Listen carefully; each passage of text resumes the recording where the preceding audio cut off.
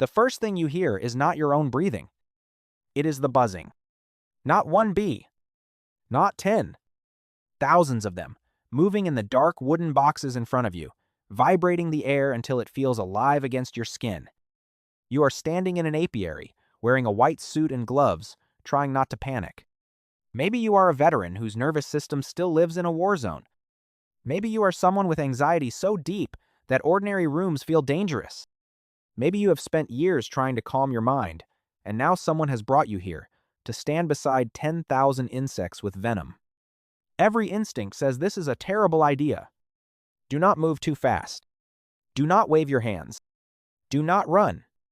Because if you panic, the bees may know. And that is the first twist. Bee therapy is not calming because bees are gentle. It is calming because they are honest. They do not care about your story. They do not care what happened years ago. They care about what your body is doing right now. Your breath.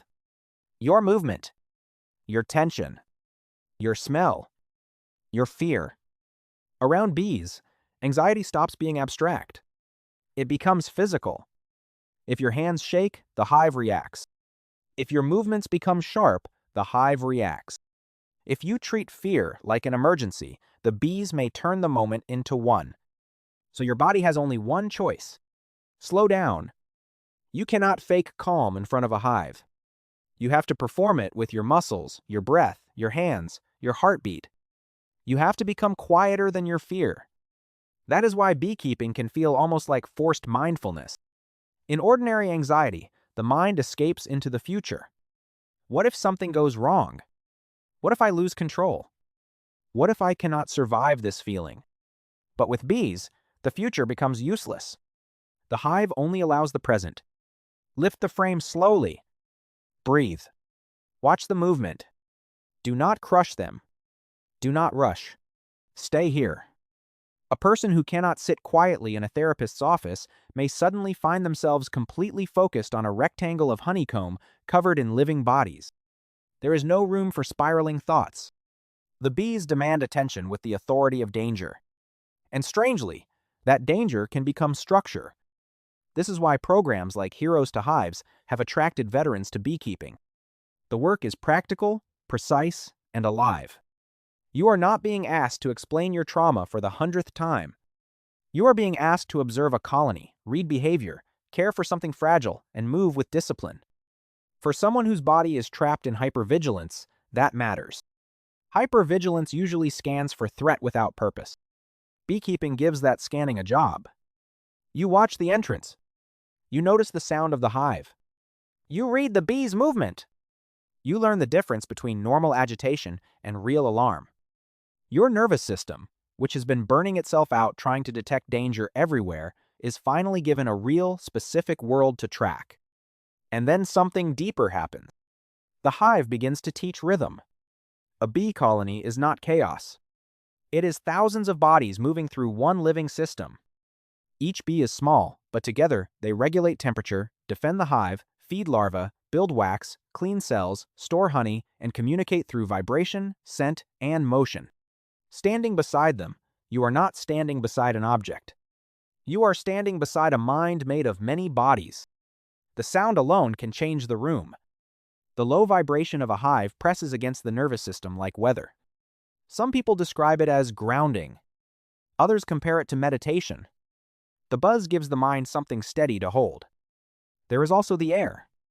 Inside and around a hive, there are scents from wax, honey, propolis, pollen, wood, smoke, and living bees. Some forms of apitherapy focus on hive air, the warm air carrying volatile compounds from hive materials. Science is still cautious about what this can truly do for mental health. But as a sensory experience, it is powerful. The smell says earth. Heat. Work. Sweetness. Smoke. Life. It pulls the brain away from the sterile panic of thought and back into the animal body. This is not magic. It is not a replacement for trauma therapy, medication, or medical care. Bees do not cure PTSD by flying around you.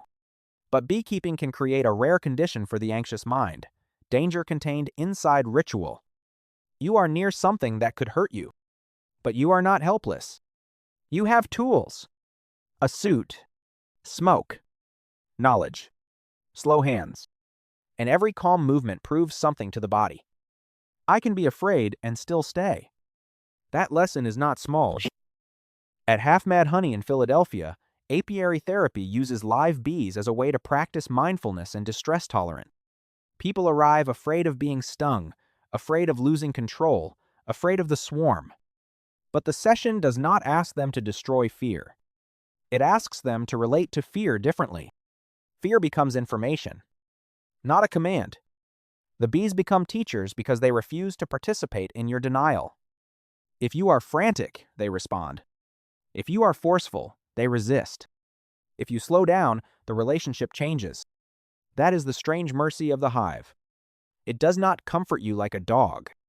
It does not soothe you like a giant steer. It does not care if you are sad. It gives you something colder and perhaps more useful. Feedback. The hive tells the truth about your nervous system in real time. And this is where wild qualia becomes almost impossible to enter. What does human fear feel like to a bee? Not as a concept, not as emotion, but as movement, scent, vibration, carbon dioxide, heat, and threat. A bee does not know your childhood. It does not know your diagnosis. It does not know the memory that wakes you at night. It only knows the present. And maybe that is why it can help. Because anxiety is often a war against the present. The mind leaves the body and runs ahead into disasters that have not happened yet. But a hive does not follow you into imagined futures. It holds you in the immediate world. Breathe now. Move now. Listen now. Be here, or be stung by reality. That sounds brutal. But sometimes healing is not softness. Sometimes healing is being placed in front of something so alive, so sensitive, and so unforgiving that your nervous system finally stops rehearsing catastrophe and starts paying attention. The next time you hear a bee buzzing near you, do not reduce it to an annoyance. That sound belongs to one of the oldest social intelligences on Earth. A creature small enough to crush with a finger, yet part of a colony powerful enough to train a human nervous system. Maybe the hive does not cure anxiety. Maybe it does something stranger. It gives fear a shape. It gives attention a task. It gives the body a reason to become calm. And in a world full of noise, screens, diagnosis, and chemical escape, perhaps one of the sharpest forms of peace is this: standing still beside 10,000 stingers. Hands steady. Breath slow. Mind finally back inside the body. Not because the world became safe, but because you did,